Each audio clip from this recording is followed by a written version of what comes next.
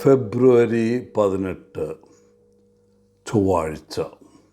മാർക്കോസ് 8:14 മുതൽ 21 വരെ വാക്യങ്ങൾ. ഒരിക്കൽ ഒരു സെമിനാരി വിദ്യാർത്ഥിയെ അധികാരികൾ യാചന തീർത്ഥാടനത്തിന് അയച്ചു. ഭക്ഷണത്തിനായി യാചിക്കുകയും ദൈവത്തിൽ പൂർണ്ണമായി ആശ്രയിക്കുകയും ചെയ്യേണ്ടതിൻ്റെ ആവശ്യകത എന്താണെന്ന് നേരിട്ട് മനസ്സിലാക്കണമെന്ന് അദ്ദേഹത്തിൻ്റെ ഫോർമേറ്റേഴ്സ് ആഗ്രഹിച്ചു. ഓരോ രാത്രിയും സൂര്യാസ്തമയ സമയത്ത് താമസിക്കാൻ സ്ഥലമില്ലാതെ വരുമോ അല്ലെങ്കിൽ ഭക്ഷണം ലഭിക്കാതെ വരുമോ എന്ന ചിന്ത ഈ സെമിനാരി വിദ്യാർത്ഥിയെ പരിഭ്രാന്തനാക്കി. അതേസമയം മുൻ രാത്രികളിൽ അവനെ കൊണ്ടുപോയി ഭക്ഷണം കൊടുക്കുകയും പാർപ്പിടം നൽകുകയൊക്കെ ചെയ്ത കാര്യം അവൻ ഓർക്കുന്നില്ല.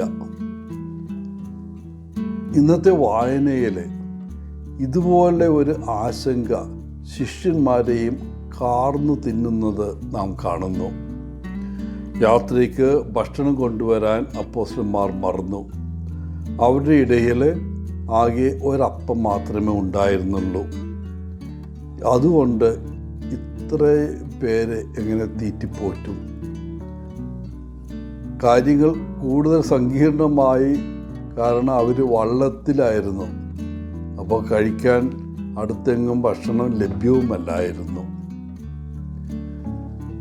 എന്നാൽ യേശു അവരുടെ വിശപ്പിനെ കുറിച്ചല്ല ആശങ്കാകുലനായത്.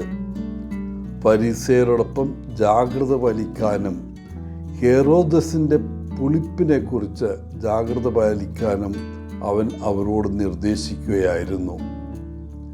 യേശു പറഞ്ഞതിൻ്റെ അർത്ഥം ശിഷ്യന്മാർക്ക് മനസ്സിലായില്ല.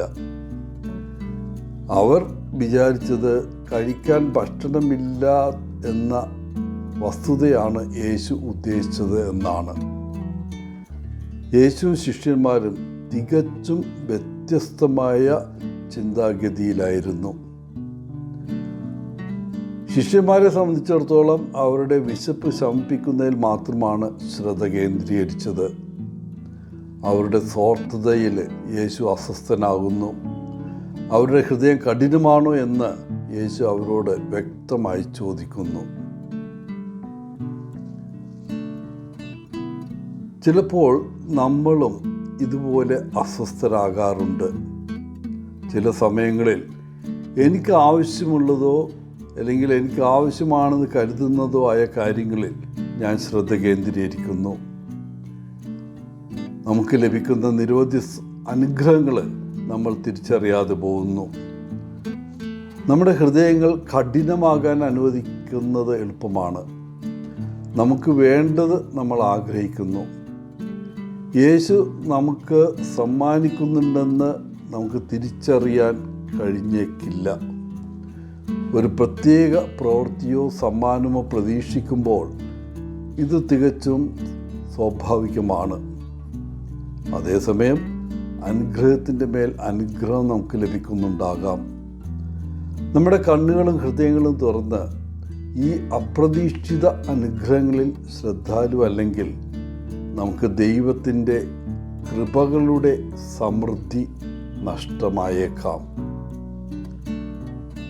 പ്രിയപ്പെട്ടവരെ, ഇന്ന് നമുക്ക് ആവശ്യമെന്ന് കരുതുന്ന അനുഗ്രഹങ്ങളെക്കുറിച്ചുള്ള നമ്മുടെ അജണ്ട ഉപേക്ഷിക്കാം. പകരം ദൈവം ഇന്ന് നമുക്ക് നൽകുന്ന നിരവധി അനുഗ്രഹങ്ങൾ ലളിതമായും നന്ദിയോടെയും സ്വീകരിക്കാം. പലതും ചെറിയ അനുഗ്രഹങ്ങളായിരിക്കാം, പക്ഷെ അതെല്ലാം വിലയേറിയ സമ്മാനങ്ങളാണ്. നമുക്ക് ലഭിക്കുന്ന ഈ അനുഗ്രഹങ്ങൾക്ക് ദൈവത്തിന് നന്ദി പറയാൻ ഒരിക്കലും മറക്കാതിരിക്കാം. എല്ലാവർക്കും നല്ലൊരു ദിനം ആശംസിച്ചുകൊണ്ട് ഒത്തിരി സ്നേഹത്തോടെ പോളച്ചൻ CSSR from Kerala.